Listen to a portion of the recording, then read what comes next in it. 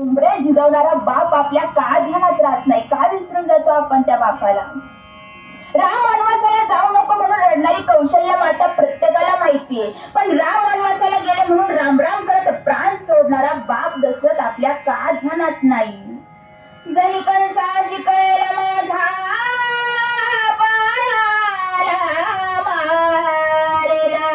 माझ्या माझ्या कृष्णाला, माझ्या सावळ्या कुरळ्या केसाच्या बाळाला वाचवा म्हणून रडणारी देवकी प्रत्येकाला माहितीये, पण त्याच कृष्णाला वाचवण्याकरता यमुनेच्या डोहामध्ये स्वतःचा जीव धोक्यात घालणारा बाप वासुदेव आपल्या का ध्यानात नाही? जिजामातेने शिवरायांना घडवलं हे सूर्यप्रकाशा इतकं सत्य आहे, पण त्याच शिवरायांना घडवत असताना शहाजींच्या हातापायात पिळ्या पडल्या होत्या हे किती लोकांना माहिती? मग का आपण त्या बापाला विसरतो? बाप असेपर्यंत बापाची महती कळत नाही, पण बाप गेल्यानंतर आपल्याला बापाचं महती कळत असते. म्हणून जी ओवी मला आज भावली ती ओवी मी निवडली अध्याय क्रमांक 17 आणि ओवी क्रमांक 207. अखिल संत मांडळीने ज्यांना माऊली महावैष्णव संबोधावं, माझ्या प्रत्येक वारकऱ्याने ज्यांना माऊली म्हणून संबोधावं, त्या ग्रंथराज ज्ञानेश्वरीतील अध्याय क्रमांक 17 आणि ओवी क्रमांक 207. सकल तीर्थाची धुरे जे का माता पितरे तया सेवेसी कीर शरीरे लोण कीजे. आपल्या प्रवचन रूपी सेवेकडे वळण्याआधी थोडासा परिहार देणं हे वक्त्याचं आद्य कर्तव्य. सर्वप्रथम मला ज्यांनी घडवलं, वाढवलं, ज्ञानाचं ज्ञानामृत पाजलं ते माझे जन्मदाते आईवडील, त्यांच्या चरणी मी नतमस्तक होते.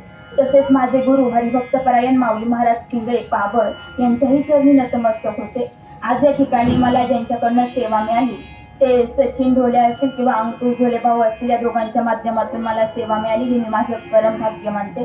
तुम्हा सर्व मायबापांच्या चरणी नतमस्तक होऊन आपल्या सेवेला सुरुवात करते. सकल तीर्थाची धुरे जे का माता पितरे तया सेवेसी कीर शरीरे लोण कीजे. सर्व तीर्थाचं मूळ आपले आई वडील असतं, मग त्या आई वडिलांना आपण का विसरून जातो? आई आणि वडील मध्ये जी छोटी रेषा असते ती छोटी रेषा म्हणजे आपण असतो. जन हे सुखाचे दिल्या घेतल्याचे अंत काहीचे कोणी नाही. सर्व तीर्थाचे मूळ म्हणजे आपले आई वडील असतात, मग त्या आई वडिलांना आपण का विसरून जातो? विठ्ठलपंत आणि रुक्मिणी माता हे प्रत्येकाला माहिती आहे. त्यांना 4 पुत्रे, निवृत्ती, ज्ञानदेव, सोपान आणि मुक्ताबाई. ज्ञानेश्वर माऊली महाराज छोटेसे होते, इंद्रायणी काठी खेळत होते. वाटलं ज्ञानेश्वर माऊली महाराजांना एकदा या इंद्रायणी स्नान करावं म्हणून कपडे काढून त्या इंद्रायणीत जाणार, पण तेवढ्यात विसोबा खेचर नावाची व्यक्ती तिथे आली. ए संन्यासाच्या कार्ट्या, अरे सगळी आळंदी तर बाटवली, पण आता इंद्रायणी वाटवायला आलास, तुला लाज नाही वाटत? त्यावेळेस माऊली महाराजांनी सांगितलं, मी पुन्हा नाही या इंद्रायणीत यायचो, माफ करा मला.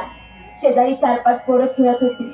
विसोबा खेचरांनी त्या मुलांना आवाज दिला, ए पोरांनो, धरा रे या संन्यासाच्या कार्ट्याला आणि चांगलं चोपून काढा. माऊली महाराज हात जोडतात, नका मारू मला, नका मारू, पुन्हा नाही मी या इंद्रायणीत येणार. त्या मुलांनी आपल्या छोट्याशा माऊली महाराजांना मारलं. माऊली महाराज घरी निघाले. रुक्मिणी मातेने पाहिलं, माझा ज्ञाना आलाय. धावत पळत रुक्मिणी माता गेली. ज्ञाना, कुठे धडपडलास का, कुठे पडलास का, एवढा का चिखलाने भरलाय?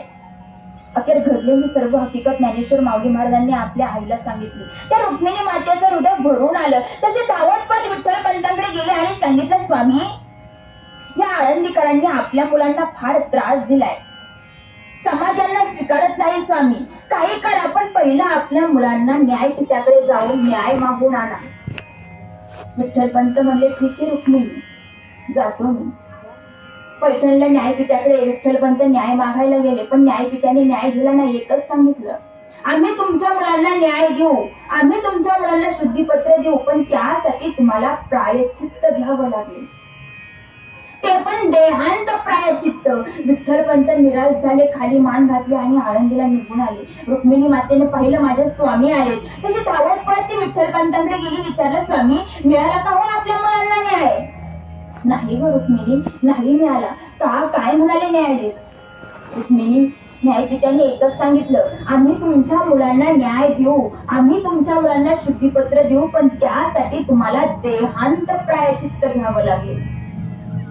रुक्मिणी माता निराश झाल्या, स्वामी, आपण काय पाप केलं की आपल्या मुलांच्या हितासाठी आज आपल्याला देहांत प्रायश्चित्त घ्यावं लागतंय? स्वामी, काय पाप आज आपण केलंय? विठ्ठलपंत म्हटले, रुक्मिणी तू काही चिंता करू नको, मी देहांत प्रायचित्त घेतो, तू मी गेल्यानंतर मागे मुलांचा सांभाळ कर. एक बाप आपल्या मुलांच्या हितासाठी प्रायचित्त घेण्याचं ठरवलं, पण रुक्मिणी मातेने ऐकलं नाही. नाही स्वामी, तुम्ही जिथे जाणार तिथे मी येणार. असं म्हटलं जातं, धनी तर दुनिया, नाहीतर चारी वाटा सुन्या. नाही स्वामी, तुम्ही प्रायचित्त घेणार, मीही प्रायचित्त घेणार. रुक्मिणी माता ऐकायला तयार नाही. अखेर विठ्ठलपंत आणि रुक्मिणी मातेने ठरवलं मुलांच्या हितासाठी देहांत प्रायचित्त घ्यायचे. आदल्या दिवशी मुलांना गोडधोड जेवण केलं आणि 2 पत्र विठ्ठलपंतांनी लिहून ठेवली. एक निवृत्तीसाठी आणि दुसरं आळंदीकरांसाठी. निवृत्तीच्या पत्रात लिहिलं होतं, निवृत्ती तू थोरलाय, तू पित्या समान आहेस, आम्ही गेल्यानंतर तू माझे मुलांचा सांभाळ कर. शेवटी विठ्ठलपंत आणि रुक्मिणी माता देहांत प्रायचित्त घ्यायला गेले. आई वडील जिवंत असताना सुद्धा त्या मुलांचा समाजाने छळ केला, यात नवल नाही. आई वडील गेल्यानंतर सुद्धा समाजाने त्या मुलांचा छळ केला. छोटेसे ज्ञानेश्वर माऊली महाराज, निवृत्ती महाराज छोटेसे होते. इंद्रायणीच्या पाण्यामध्ये जे वलकल त्यांचं भिजलं होतं, ते भिजलेलं वलकल पर्णकुटीत आणून सोपान देवांच्या तोंडात पिळून सोपान देवांची तहान भागवली. हा ज्ञानोबरायांचा भूतकाळ आहे. पण त्याच ज्ञानोबरायांचा जर आज आपण वर्तमान काळ पाहिला तर सकाळी पहाटे 4 वाजल्यापासून दह्याच्या तुपाच्या, आज नदीच्या पाण्याच्या घागरीच्या घागरी आज त्यांच्यावरती सकाळपासून पडतायत. हा ज्ञानोबरायांचा वर्तमान काळ. पैठण पासून आळंदीपर्यंत येण्यासाठी कुणी लाकडाची बैलगाडी देऊ नाही केली. पायाला पान बांधून त्या लेकराने अंतर काढलं. हा ज्ञानोबरायांचा भूतकाळ आहे. पण त्याच ज्ञानोबरायांचा जर वर्तमान काळ आज आपण पाहिला तर आज अस्सल चांदीच्या रथात बसून ज्ञानोबरायांच्या आज वारीच्या वारी जात आहेत. हा ज्ञानोबरायांचा वर्तमान काळ आहे. काय म्हणत असेल रुक्मिणी मातेचं आणि त्या विठ्ठलपंतांचं हृदय कळवळून आलं होतं. कसं होणार आम्ही गेल्यानंतर आमच्या मुलांचं? त्या आई वडिलांचं हृदय भरून आलं होतं. कासावीस प्राण मन तळमळी, कासावीस प्राण मन तळमळी, ऐसी जननी शोक वाळे. रात्र आली झाली, रखुमाईने जागविली. विठ्ठलपंतांनी सावरली, इंद्रायणी शिर झाली. ज्ञाना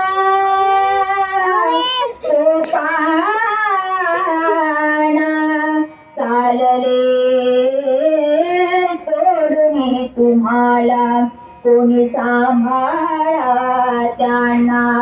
कासावीसा प्राण मन तळमळी, कासावीसा प्राण मन तळमळी. तर विठ्ठलपंत आणि रुक्मिणी मातेने आपल्या मुलांच्या हितासाठी देहांत प्रायचित्त घेतलं. नंतर ज्ञानेश्वर माऊली महाराज म्हणतात, सकल तीर्थाची अधुरे, जे का माता पितरे, तया सेवी फिकीर शरीरे लोणकीचे. रामायणातलं जर आपण उदाहरण पाहिलं तर प्रभू रामचंद्र सोन्याच्या सिंहासनावरती बसणार होते हे प्रत्येकाला माहिती. पण एका बाईने फुटाणा केला, मंथरा. जिचं मन झालं नाही ती मंथरा कैकई पैसे गेली आणि सांगितलं, कैकई अगं रामाला राज्य मग तुझ्या भरताना काय? ज्या बाईचं मन धाड्याव नाही त्या बाईचं कधीच ऐकायचं नाही. जो दुसऱ्याचं ऐकून घरामध्ये जीवन जगण्याचा प्रयत्न करतो ना तो कधीच सुखी होत नाही. आणि जो स्वतःच्या विश्वासावरती घर जगतो ना तो कधीच दुःखी होत नाही. त्या कैकईने मंथरेचं ऐकलं आणि अख्ख्या अयोध्येचं वाटोळं करून घेतलं. कैकेयी माता धावत पळत दशरथ राजांकडे गेली. सांगितलं, स्वामी तुम्ही मला म्हणले होते योग्य वेळी 2 वर माझ्याकडनं मागून घे. मला काही नाही, मला आता 2 वर पाहिजे. दशरथ राजांना वाटलं की चांगलं काहीतरी मागेल. दशरथ राजा म्हटले, कैकेयी आज आपला मुहूर्त चांगला आहे, कारण उद्या आपला राम राजा होणार आहे. त्या मुहूर्तावर तू माझ्याकडे वर माग, मी तुला देतो. कैकेयीने सांगितलं, स्वामी काही नाही, एका वराने भरताला राज्य आणि दुसऱ्या वराने रामाला वनवास. दशरथ राजा नाराज झाले. कैकई असं वेडपटपणा करू नकोस. अगं उद्या आपला राम राजा होणार आहे. सडासंवर्धन केले, रांगोळ्या काढल्यात, फुलांच्या माळा लावलाय. उद्या आपला राम राजा होणार आहे आणि तू आज म्हणते की माझ्या भरताला राज्य द्या आणि रामाला वनवास. कैकई असं करू नको. पण कैकई ऐकायला तयार नाही. अखेर ही बातमी दशरथ राजा प्रभू रामचंद्रजींपर्यंत गेली. रामचंद्रजी दशरथ राजांकडे आले. बाबा बाबा तुमचा चेहरा फार चिंताग्रस्त दिसतोय बाबा. प्रभू रामचंद्रजी दशरथ राजांकडे आले. घडलेली सर्व हकीकत दशरथ राजांनी प्रभू रामचंद्रजींना सांगितली. पण तरीही प्रभू रामचंद्रजी म्हणतात बाबा उद्या तुमचा राम राजा होणार आहे. तुम्ही किती आनंदी पाहिजे, पण तुम्ही आज फार चिंताग्रस्त दिसताय. म्हणजे मुलाने कितीही मोठं कर्तृत्व केलं तरी बापाला म्हणावं बाबा उद्या तुमचा दिवस किती आनंदाचा आहे. अखेर सर्व घडलेली हकीकत प्रभू रामचंद्रजींना समजली. प्रभू रामचंद्रजी आपल्या वडिलांना दशरथ राजांना सांगतात बाबा मिळू द्या, माझ्या भावाला भरताला राज्य मिळतंय ना, मिळू द्या, मी जातो वनवासाला. कलियुगात असे भाऊ पाहायला मिळतात का? रामायण हा ग्रंथ भावाभावांचं प्रेम शिकवतो. अहो आईच्या एवढ्याशा उदरामध्ये 3-4 पोरं मावतात, पण तीच पोरं जन्माला आली का 4-5 एकरामध्ये मावत नाही. हे सर्वात मोठा शोक आहे. पण रामायण हा ग्रंथ भावाभावांचं प्रेम शिकवतो. प्रभू रामचंद्रजी दशरथ राजांना म्हणतात बाबा मिळू द्या, माझ्या भावाला राज्य मिळतंय ना, मिळू द्या बाबा, मी वनवासाला जाण्यासाठी तयार आहे. प्रभू रामचंद्रजींनी वनवासाला जायचं ठरवलं. कारण नसताना लक्ष्मण भैया देवाची सेवा करण्यासाठी प्रभू रामचंद्रजींसोबत गेले. सीतामाई प्रभू रामचंद्रजींसोबत निघाल्या. त्याच आपल्या देवाला प्रभू रामचंद्रजींना सोडवण्यासाठी सुमंतजींचा रथ निघाला. ते घोडे सुद्धा रडत होते. देवा तुझा योग आम्हाला नाही सहन होत रे. कसा माझा टाकोनी गेला राम, रामाविना मज चैन पडेना. कसा माझा टाकोनी गेला राम, रामाविना मज चैन पडेना. प्रभू रामचंद्रजींना सोडवण्यासाठी रथ निघाला होता. जाता जाता प्रभू रामचंद्रजींना वाटलं की एकदा माझ्या आईला भेटावं म्हणून कौशल्य मातेच्या महालात गेले. कौशल्य मातेला सांगितलं माते मला 14 वर्ष पुरेल एवढा तुम्हाला आधार दे. त्यावेळेस कौशल्य माता म्हटली रामा अरे मी कायम तुझ्या सोबत असते रामा, असं का बोलतोस तू? त्यावेळेस प्रभू रामचंद्रजींनी सांगितलं माते राज आज्ञेनुसार मला 14 वर्षांचं सिंहासन नाही 14 वर्षांचा वनवास मिळालाय माते. कौशल्य माता सांगते रामा नको जाऊ, तुझा योग मला नाही सहन होत रामा. तुला काय आईचं प्रेम करायचं? मी तुला आईचं प्रेम सांगते. कौशल्या बोले आपण ऐके रामा सावधान, सांगे मातेचे महिमान अति गण वेदोक्तन. रामा तुला नाही कळायचं आईचं प्रेम काय असतं.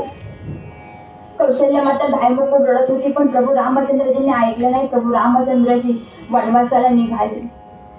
वनवासाला जात असताना ते घोडे रडत होते. अखेर त्या घोड्यांनी राम राम म्हणून प्राण सोडला. राम राम म्हणता जाओ माझा प्राण, राम राम म्हणता जाओ माझा प्राण. त्या घोड्यांनी राम राम राम म्हणून प्राण सोडला. तेच प्रभू रामचंद्रजी वनवासाला जात असताना सीतेमातेचं रावणाने अपहरण केलं.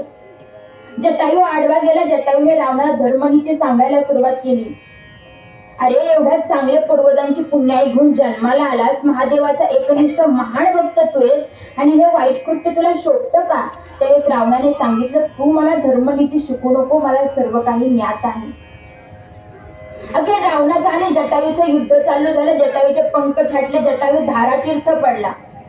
प्रभू रामचंद्रजी तिथे आले आणि आपल्या मांडीवरती त्या जटायूला घेतलं आणि सांगितलं तू मरू नकोस, मी तुला जीवन दान देतो. जटाई म्हणतो याचसाठी केला होता अट्टहास, शेवटचा दिस गोड व्हावा. देवा यापेक्षा चांगलं मरण मला काही आहे का?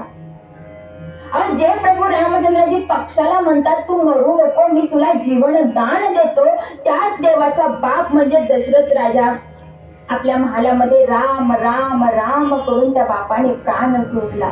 म्हणून तर ज्ञानेश्वर माऊली महाराज म्हणतात सकल तीर्थाची अधुरे, जे का माता पितरे तया सेवी सिखीर शरीरे लोन कीजे.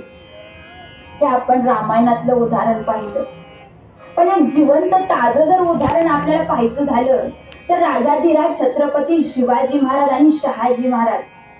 अहो एका पित्याने आपल्या पुत्रावरती किती विश्वास ठेवावा, एका बापाने आपल्या मुलावरती किती विश्वास ठेवावा. शहाजी राजा आदिलशहाच्या दरबारी सुभेदार जरूर होते, पण त्यामागचं त्यांचं कारण वेगळं होतं. एकदा छत्रपती शिवाजी महाराजांनी आपल्या आईला विचारलं, आई मला एकदा बाबांना भेटायचंय. म्हणून राजमाता राष्ट्रमाता जिजाऊंसोबत छत्रपती शिवाजी महाराज आदिलशाहीच्या दरबारी गेले. ते आदिलशाहीचा दरबार छत्रपती शिवाजी महाराजांना आवडला नाही, पण माझ्या बापाला भेटायचंय. म्हणून छत्रपती शिवाजी महाराज बापाला भेटण्यासाठी गेले. एका अंधाऱ्या खोलीमध्ये शहाजी राजे स्वतःच्या अंगावरचे कपडे काढून चापकाचे फटके मारून घेत होते आणि जे रक्त बाहेर आले त्या रक्ताने स्वराज्य असं नाव लिहित होते. कशाचा आवाज येतो म्हणून छत्रपती शिवाजी महाराज त्या अंधाऱ्या खोलीत गेले. पाहतात तर आबासाहेब तुम्ही हे काय करताय? ते शहाजी राजांनी सांगितलं, शिवा मला हे स्वराज्य निर्माण करायचंय, आपलं उद्याचं स्वराज्य स्वतंत्र करायचंय शिवा, हे माझं स्वप्न आहे आणि ते माझं स्वप्न तू पूर्ण करायचंय शिवा. एका बापाने मुलावरती किती विश्वास ठेवावा. शहाजी राजांनी स्वतः तयार केलेली राजमुद्रा छत्रपती शिवाजी महाराजांना दिली. प्रतिपचंद्र लेखे व वर्धिष्णु विश्ववंदिता शहासुन शिवसैषा मुद्रा भद्राय राजते. किती विश्वास असावा. अजून काय दिला छत्रपती शहाजी राजांनी शिवाजी महाराजांना? एक भगवा ध्वजा दिला आणि सांगितलं, राज हा भगवा पेलणं कोणालाही शक्य नाही, मंडपात रग आणि छातीत धग असावी लागते. राज हा भगवा साधा सुद्धा नाही, हा भगवा भगवान श्रीकृष्णांचा, हा भगवा शौर्याचा, हा भगवा अस्मितेचा, हा भगवा धैर्याचा. हा पेलणं कोणालाही शक्य नाही. फार विश्वासाने तुमच्याकडे दिलाय राज. हे छत्रपती शिवाजी महाराजांना एका बापाने सांगितलं. संस्कार कसे करायचे हे लहान वयापासून ठरवलं जातं. आज आपण कलियुगामध्ये पाहतो की मुलांवरती आज संस्कार कमी पडतायत. अहो आई वडील आपल्या मुलांना चांगलं शिक्षण देतात, मोठं करतात, शिकवतात, पण तीच मुलं एकदा मोठी झाली का आईबापांना विसरून जातात.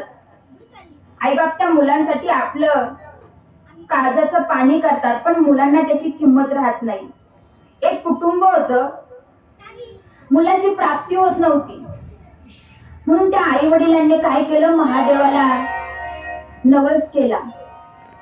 7-8 वर्षानंतर त्या घरामध्ये मुलगा जन्माला आला. आता घरात मुलगा जन्माला आला म्हणजे प्रत्येकाला आनंद झाला, वंशाला दिवा मिळाला ना. मुलगा लहानाचं मोठं होत गेलं ते पोरग. आता मुलाला तर चांगलं शिक्षण दिलं पाहिजे, मुलगा मोठा झाला पाहिजे. त्या आई बापाची इच्छा होती माझा मुलगा उद्या शिकून आपल्या या गावामध्ये छोटस का होईना पण एक हॉस्पिटल उभारणार. त्या आई बापाची इच्छा होती. पण घरी 18-20 दारिद्र्य त्या घरी होतं. करायचं काय? माझ्या मुलाला तर शिकवायचं, पण मुलगा फार प्रचंड हुशार होता.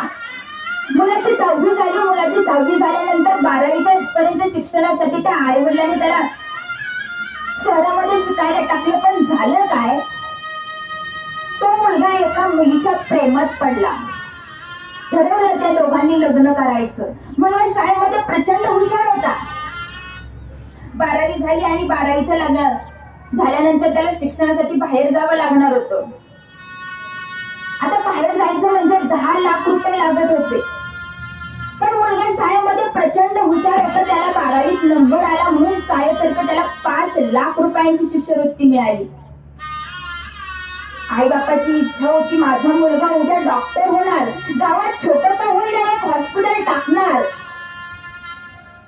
आता 5 लाख रुपये तर शाळेतून मिळाले होते, पण आता 5 लाख रुपये आणायचे कुठून? त्या बापाच्या पुढे प्रश्न उभा राहिला, करायचं काय? थोडासा हातभार लागेल म्हणून आईने शिवणकाम केलं. दुसऱ्यांच्या बायांचे ब्लाऊज शिवायची. भांडी धुवायला जायची, थोडासा काहीतरी हातभार लागेल, पण एवढंही करून सुद्धा काही 5 लाख रुपये जमेना. अखेर बापाने आपलं घर गहाण टाकलं. आधीच 12वी पर्यंत शिक्षणासाठी शेती गहाण ठेवली होती. आता पुढच्या 5 लाख रुपयांसाठी बापाने घर गहाण टाकलं, पण तरीही 5 लाख रुपये जमत नव्हते. करायचं काय? 8च दिवस बाकी होते. आणि कुठून मी माझ्या मुलाला पैसे आणून देऊ? तो बाप शहराच्या ठिकाणी गेला, डॉक्टरांकडे गेला आणि आपली किडनी त्याने 4 लाख रुपयांना विकली. का तर माझा मुलगा उद्या डॉक्टर होणार आहे, उद्या आपल्या गावामध्ये एक छोटं का होईना हॉस्पिटल माझा मुलगा टाकणार आहे. त्या बापाने किडनी काढली. आता किडनी काढली, मग डॉक्टरांनी सांगितलं की 4-5 दिवस तरी तुम्हाला हॉस्पिटलमध्ये राहावं लागेल. बाप 4-5 दिवस हॉस्पिटलमध्ये ऍडमिट होता. 8च दिवस बाकी होते. गावाकडनं पैसे काय येत नाही म्हणून मुलगा शहरातून गावाकडे आला. घरात पाहिलं तर आई एकटीच होती. विचारलं, आई बाबा कुठे गेलेत ग? त्या आईने सांगितलं, बाळा अरे 4-5 दिवस झाले तुझा बाप वन फिरतोय रे, तुला पैसे जमा करतोय तुझा बाप. 4 दिवस झाले तुझा बाप अजून घरी आला नाही. 6व्या दिवशी बाप घरी आला, पोराच्या हातात पैसे टेकवले. पोरगा आनंद आणि पोरगा तसंच निघून गेलं, पण विचारलं नाही, बाबा पैसे तुम्ही कुठून घेऊन आलात? त्या मुलाच्या आईने म्हणजे या माणसाच्या बायकोने विचारलं, का हो? अहो 4-5 दिवस झाले तुम्ही बाहेर होता, कुठे गेला होतात? काही नाही ग, माझा एक फार जुना मित्र मला भेटला, त्याला मी माझी सर्व हकीकत सांगितली.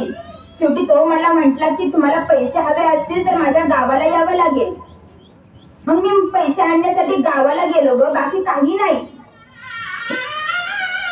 तो बाप त्या पत्नीशी खोटं बोलला. मग पैसे घेऊन शहरात गेलो.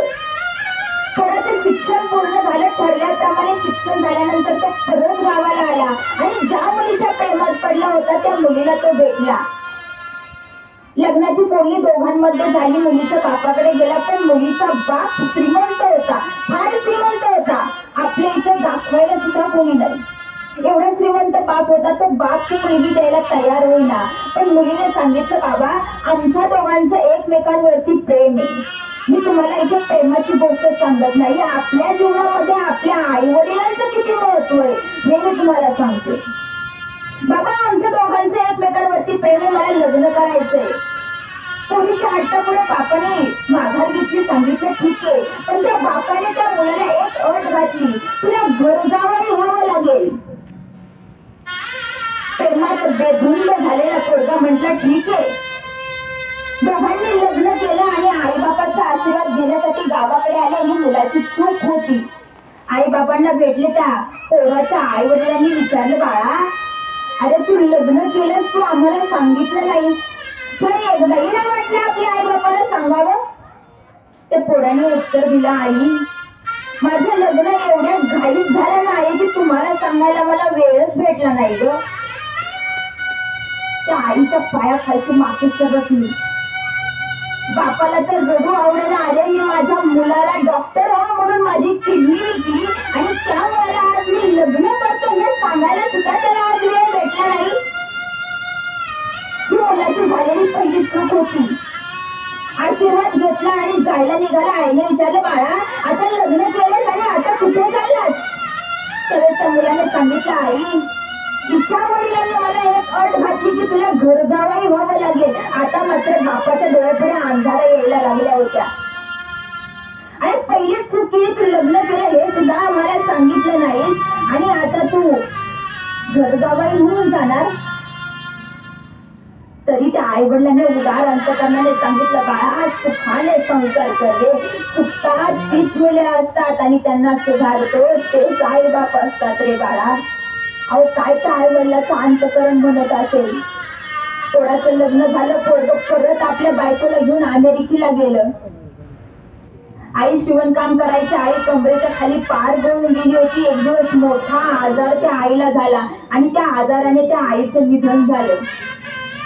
आता आई वारली हे त्या मुलाला सांगायचं होतं. गावच्या लोकांनी फोन केले, पण तो मुलगा कामामध्ये एवढा व्यस्त होता, 50 फोन करून सुद्धा त्या मुलाने एक सुद्धा फोन उचलला नाही. शेवटी आईची मयत स्मशानभूमीत गेली. आता अग्नी डाग द्यायचा शेवटचा फोन त्या मुलाला करावा, पण तरीही त्या मुलाने फोन उचलला नाही. गावकऱ्यांनी सांगितलं फार उशीर झालाय, आता आपल्याला प्रेस जाळावी लागणार आहे. शेवटी त्या मुलाच्या वडिलांनी म्हणजे त्या बाईच्या नवऱ्याने अग्नी डाग दिला. तो बाप खाली मान घालून घरी गेला. घरामध्ये बायको गेली होती, एकटाच घरामध्ये होता. त्याला काही सुचेना आता काय करायचं. तो बाप एकटाच त्या घरामध्ये रडत बसलेला. आधीच त्याने किडनी काढली म्हणून त्याला काही काम करता येत नव्हतं. मुलाने दुसरं लग्न केलं, बाप पार खचून गेला होता. त्यात आता त्याची सौभाग्यवती गेली होती. बापाला काही सुचत नव्हतं. एक दिवस तो बाप सुद्धा एवढं दुःख सहन करत करत त्या बापाला एक दिवस जावं लागलं. ईश्वरी सत्तेपुढे विलास चालत नाही. आलाय त्याला जावंच लागतं, पण हा बाप दुःख गिळत गिळत मरण पावला. त्या बापाच्या मित्राने मुलांना फोन केला, पण त्या मुलाने तरीही परत फोन उचलला नाही.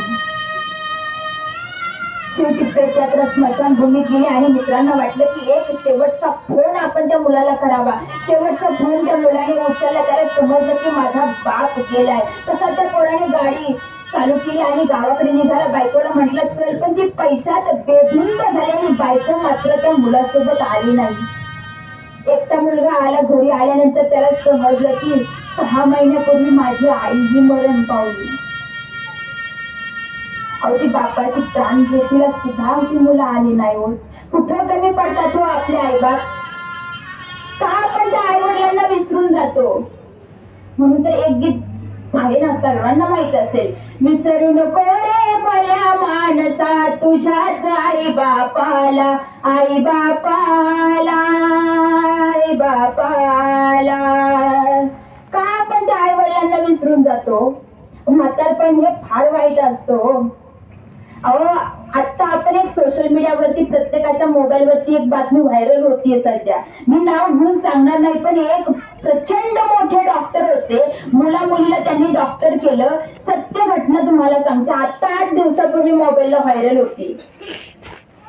मुला मुलीला शिकून डॉक्टर केलं, पण त्या डॉक्टर मुला मुलीने आपल्या बापाला वृद्धाश्रमात टाकलं. त्या मुला मुलीला आई वडिलांना सांभाळायला सुद्धा वेळ नाही का हो.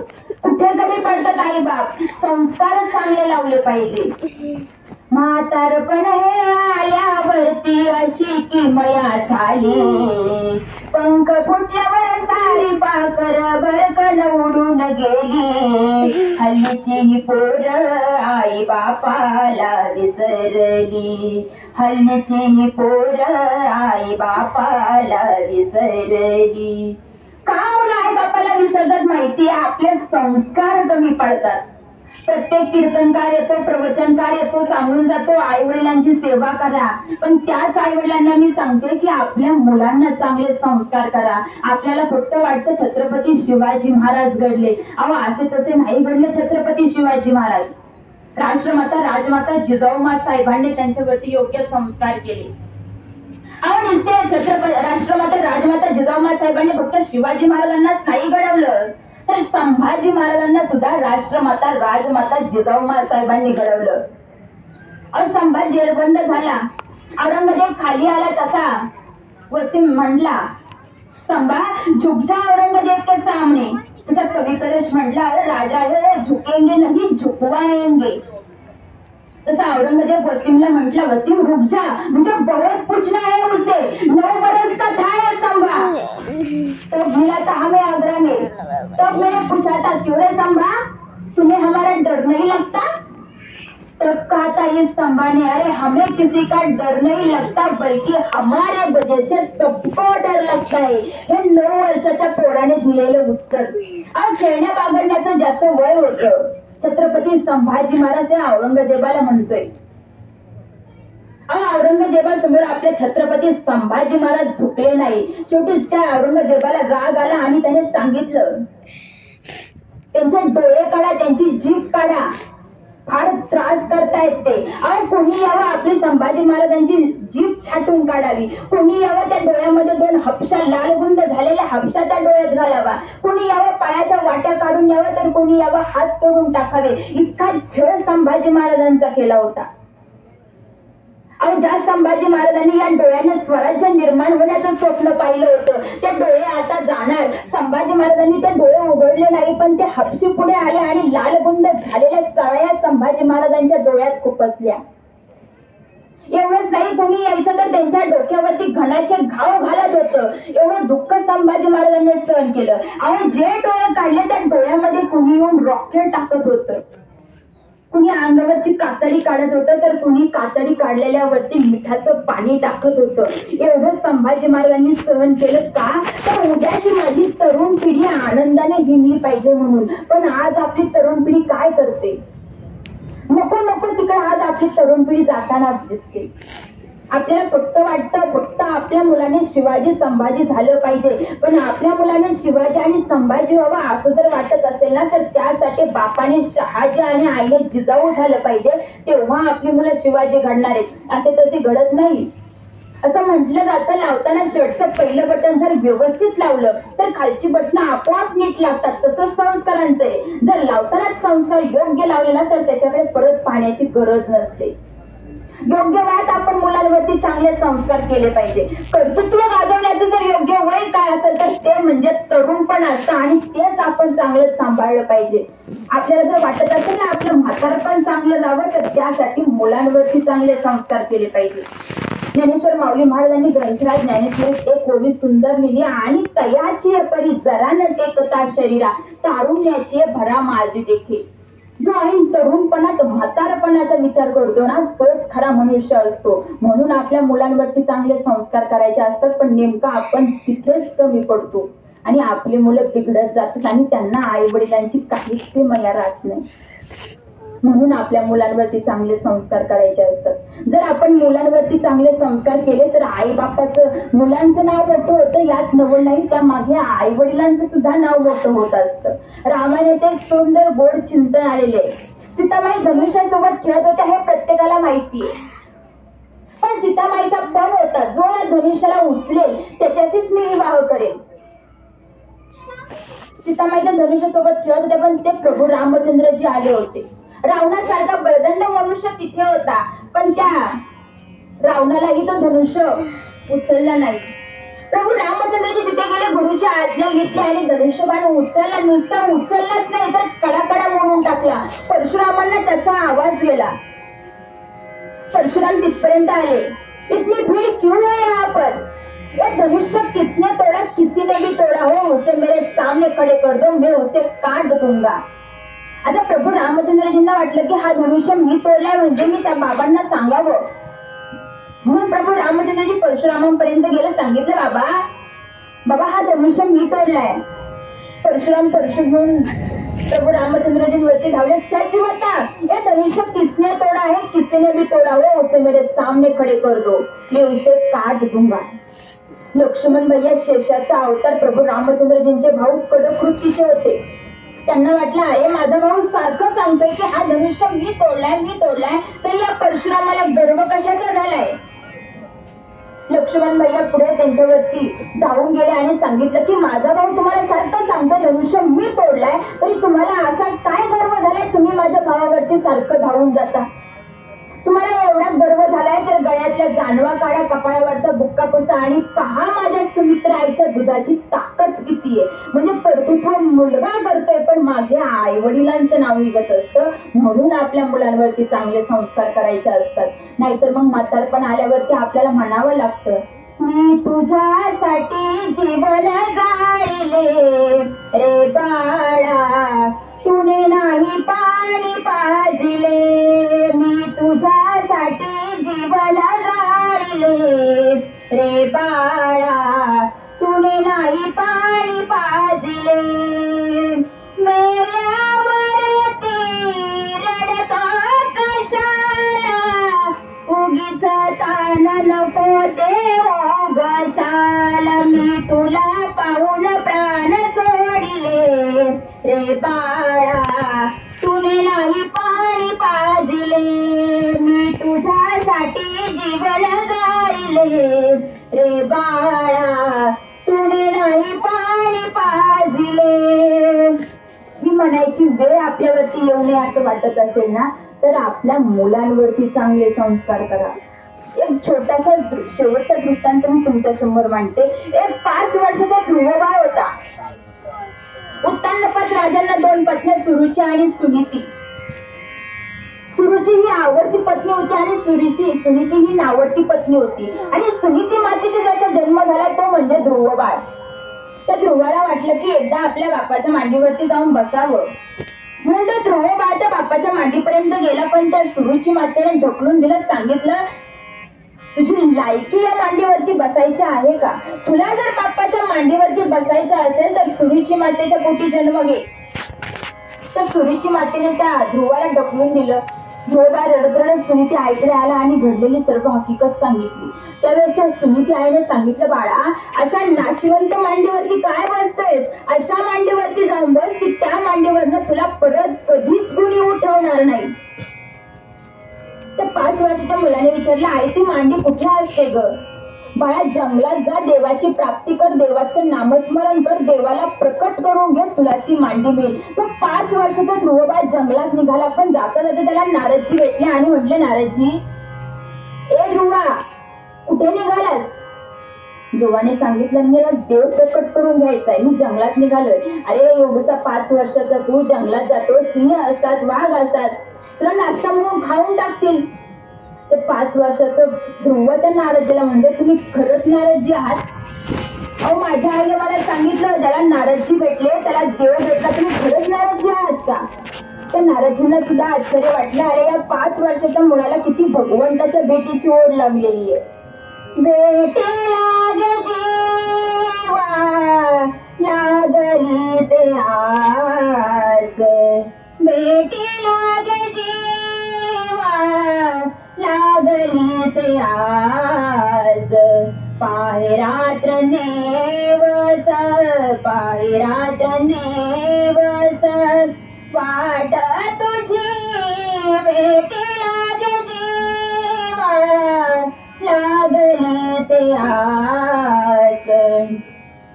तो 5 वर्षाचा ध्रुवबाळ जंगलात गेला, देवाचं नामस्मरण केलं. विशेष ऐका, त्या 5 वर्षाच्या ध्रुवासमोर देव प्रकट झाले. आपल्या हातातला शंख त्या ध्रुवाच्या गालावरती फिरवला. 5 वर्षाचा ध्रुवबाळ देवाची स्तुती करतय. योऽन्तं प्रवेश वाचमिमा प्रसुप्ता संजय कथिल शक्तिधर स्वधामना अन्यायं सहस्रचरण श्रवण त्वगादीन प्राणान्नम भगवते पुरुषाय तुभ्यं. 5 वर्षाचं ध्रुवबाळ देवाला प्रकट करून देतो. देवाने सांगितलं, ध्रुवा तुला माझ्याकडे काय मागायचंय ते माग, मी तुला देतो. पण ते 5 वर्षाचं पोरगं म्हणते, देवा अहो ज्याला देव मिळाला त्याला मागण्याची गरज काय? काही नको मला. पण त्या भगवंताला वाटलं, अरे याला मागायचं कळत नाही म्हणजे मलाही द्यायचं कळत नाही का? मग देवाने त्याला आढळ पद दिले, ध्रुवा आढळ पद दिले. पण तरीही भगवंत म्हणतात, ध्रुवा काहीतरी माग रे. तो 5 वर्षाचा ध्रुवबाळ म्हणतो, देवा मला काहीच नको, फक्त एक दे. मैं तो जपो सदा तेरा नाम, दयालो दया करो, दयालो दया करो. भजन कीर्तन गाऊं मैं तेरा, नित्य उठने गाऊं मैं तेरा, कृष्ण कृष्ण हे राम, दयालो दया करो, दयालो दया करो.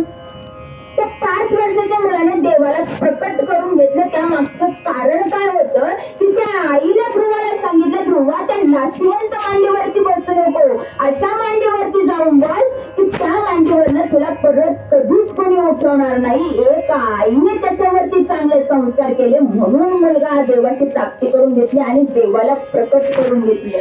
विरुद्ध जर सांगायचं झालं तर एका आईला मुलगा झाला, तो मुलगा पहिलीत गेला, त्याने पहिलीतून पेन्सिल सोडली. परत घरी आला, आईला दाखवलं, आई पेन्सिल आणलं, ती आई काहीच बोलली नाही. दुसऱ्या वर्गात गेलं, पोराने कंपास आणली, पोरगं थोडं थोडं करत पोरगं मोठं चोर झालं. एक दिवस गुंड झालं, पोलिसांच्या ताब्यात गेलं, पोलिसांनी त्याला ताब्यात घेतलं. त्याला अखेर शेवटची शिक्षा झाली ती फाशीची. पोलिसांनी विचारलं, तुला शेवटची अपेक्षा काय, तुझी इच्छा काय? त्या मुलाने सांगितलं की मला माझ्या आईला भेटायचंय.